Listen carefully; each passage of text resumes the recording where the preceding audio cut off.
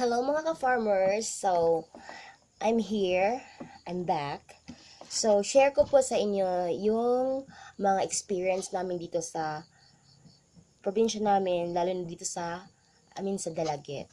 So, here in our province, ang plantation namin dito is vegetables. So, we more focus on vegetables.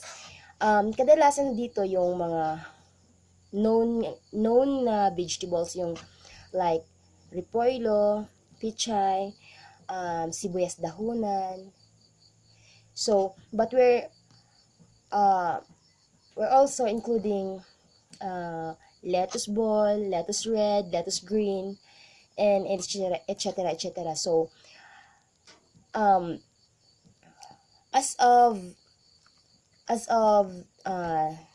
nowadays kasi kinakailangan natin na mag sideline sa pagpananim ng mga iba't ibang like saging, so mga prutas, tapos yung mais.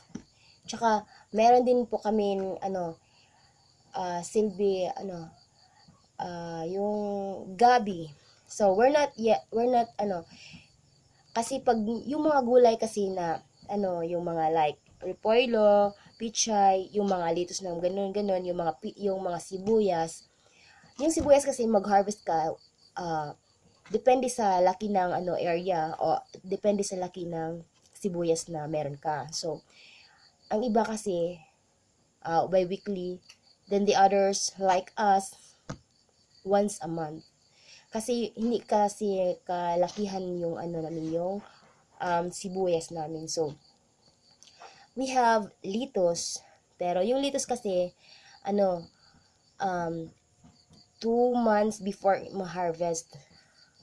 2 months before ma-harvest. Depende yun sa laki. Kung gusto mo nang palakihin masyado yung yung lettuce mo. Pero pag hindi lang masyadong malaki, medyo regular size lang siya, pwede 1 month and a half. So pwede mo na ma-harvest. So hindi po kasi yun yung bintahan po din po kasi ng mga gulay, hindi po pare-pareho. So like po sa ngayon, yung lettuce po ngayon ay 30 pesos to 45 pesos per kilo. So hindi po balanse. So kinakailangan po talaga natin na magtanim ng iba't ibang yung kakanin, like yung saging. Kaya po kami po dito nagpapasalamat po kami sa mga tao po na sumusuporta po sa like us farmers, kasi po hindi po biro ang pagpapananim. Kasi po pawis, puyat, pagod, init, ulan, yun po ang aming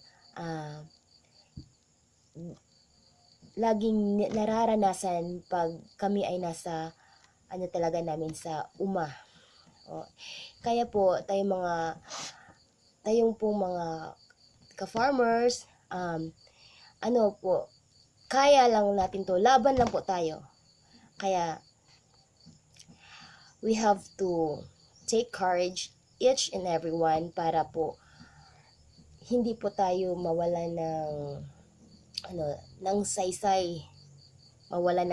Kasi po yung mga tao po ngayon, hindi na po sila nagtatanim. Sila na po ay pumupunta na po sa city or sa syudad para magtrabaho. Hindi na po sila nag-focus ng mga kasi ngayon gusto na ng yung malinis. Hindi na sila maghirap. So kaya ang ginagawa na lang po nila ay magtatrabaho. So mga ka-farmers, kaya natin to. So we have to encourage to each and every one, and hindi po tayo dapat ma-discourage. So thank you and God bless us all.